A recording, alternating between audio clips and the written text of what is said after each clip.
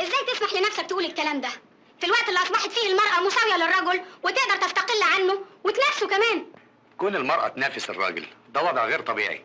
الراجل اتخلق بصورة معينة علشان هو اللي يشتغل، والمرأة اتخلقت عشان ترعى الأسرة. لكن المرأة النهاردة بتشتغل زي الراجل تمام، واحيانا بتتفوق عليه.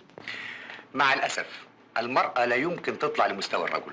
كان المفروض ان المرأة تتفوق على الرجل في حاجتين اتنين: شغل المطبخ وتفصيل الهدوم.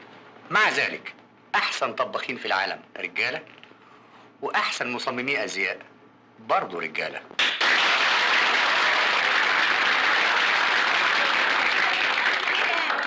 آسف أقول لك إن المرأة لا تصلح إلا لأعمال معينة. أعمال معينة زي إيه؟